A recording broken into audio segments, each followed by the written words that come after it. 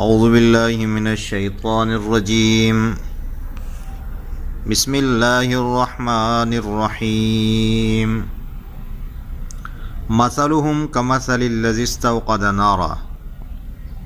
یہاں سے منافقین کی مثال بیان ہو رہی ہے، اور یہاں دو مثالیں ہیں، اور اس سے اشارہ منافقین کی دو قسموں کی طرف ہے۔ مثلہم، ان کی مثال یعنی منافقین کی مثال، کمثل الذی استوقد نارا، کمثل الذی اس شخص کی سی ہے، استوقد جس نے روشن کر دی، نارن آگ، فلما پھر جب اضاءت روشن کر دیا اس آگ نے، ما حولہ اس آدمی کے ارد گرد کو، ذہب اللہ بنورہم ختم کر دیا اللہ تعالیٰ نے ان کے نور کو، وترکہم اور ان کو چھوڑ دیا،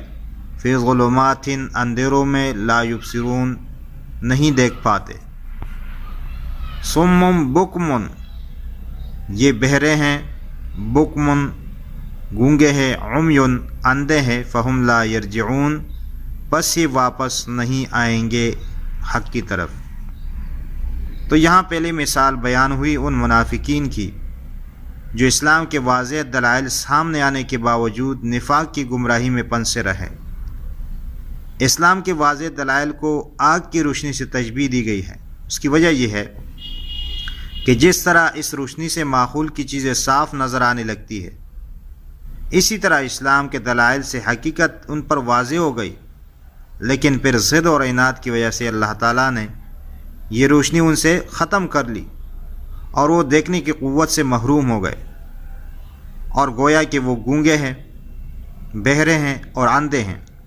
اس لیے کہ حق بات سنتے نہیں ہیں تو بہرے ہو گئے،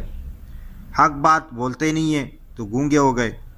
اور حق بات کو دیکھتے ہی نہیں ہیں اس لیے اندھے ہوئے۔ اور جب یہ حالت ہو تو یہ دین کی طرف نہیں واپس آئیں گے۔ تو اس لیے جو آدمی حق بات کرتا نہیں ہے، حق بات سنتا نہیں ہے اور حق بات دیکھتا نہیں ہے، تو وہ آدمی کبھی حق کی طرف آتا نہیں ہے۔ ہاں، جس آدمی کے اندر طلب ہو تو وہ کسی نہ کسی دن جو ہے وہ حق کی طرف آ ہی جاتا ہے، لیکن اگر اس کے اندر طلب ہی نہیں ہے، وہ بات سنتا نہیں ہے، دیکھتا نہیں ہے اور غور و فکر نہیں کرتا، تو وہ شخص کبھی بھی